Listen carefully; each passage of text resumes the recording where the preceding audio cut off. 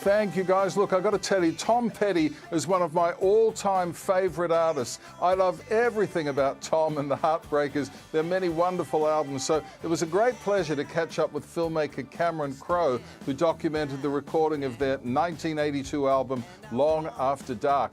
Now, at the time, Cameron was a rookie journalist. The documentary screened only once on MTV before it disappeared. But now it's been rediscovered, restored, and it's absolutely fabulous. I had the pleasure of speaking with Cameron about Tom Petty, Heartbreakers Beach Party. How did you come up with the name, The Heartbreakers? Seemed like a good name at the time. I am a massive fan of yours, sir. This is a great honor. Honor is mine. Let's start at the beginning. You were a journalist. What was it about Tom? He was, right out of the box, felt like somebody who was passionate, who wrote these songs that felt like a friend was talking to you. In the film that we did, he shows us how he wrote some of those songs, and it's one of my favorite things about it. It's like, you know, sometimes you'll ask an artist to like, pick up a guitar and show me how you wrote that song. They never want to do it. But Petty, I just started saying, well, how'd you write The Waiting? And he'd show us that it was actually a painstaking thing to write these songs that sounded like they just came off the top of his head. And I love the fact that it didn't all come easy. I mean, there were legal and financial problems along the way, right? People were telling Tom, like, your voice should be louder, your voice should be softer, you need a bigger hit right now, why aren't you bigger? A lot of people, Richard, were trying to get him to leave the band, like be a Rod Stewart, you know, like, you don't need the faces, you just be that guy, you're Tom Petty, and he never did. He would make a solo record, but as you know, never left the mothership of that band. We're in the wrong room. There's that Spinal Tap moment when they're walking around looking for the dressing room. So funny. Well, that's his sense of humor. You know, we were halfway through making the film, and he was going to Europe for this European tour, and he was saying, I think this thing can be like more of a private, funny thing. I'm going to film some stuff overseas and see if you like it. And he came up with that bit of like they come off stage and get led into every room but the dressing room. And so his acting is really good in it. Oh, well, see, we just come off stage. This is We thought we'd go to the dressing room. Have to forgive us. You've made two of the greatest films of all time, you know, Almost Famous and Jerry Maguire. Almost Famous is kind of sort of based on you. I mean, that tiny dancer scene alone, you must be so proud of it.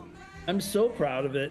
And we got to shooting the scene, and it looked so good to just shoot every single person singing the song that the cinematographer came to me and said, you know, if we finish shooting this scene, it's going to take 2 days. And I was like, gotta do it. Yeah. And sure enough, at the end of the 2 days, there was a fleet of executives that came onto the set. Like, what are you doing here? You've been in a bus with people singing along to an Elton John song for 2 days. You better pick up the pace, pal. Jerry Maguire. You've got Tom Cruise at the top of his game. What a cast. And you wrote and directed it all. Renee and Tom really was magic from the second she walked into the room. There were much bigger names that the studio would have been very happy if we'd cast opposite Tom. But my whole thing was, you got Tom Cruise, so let's put somebody in there that makes you feel like you're not watching a Tom Cruise juggernaut. Just shut up. You had me at hello.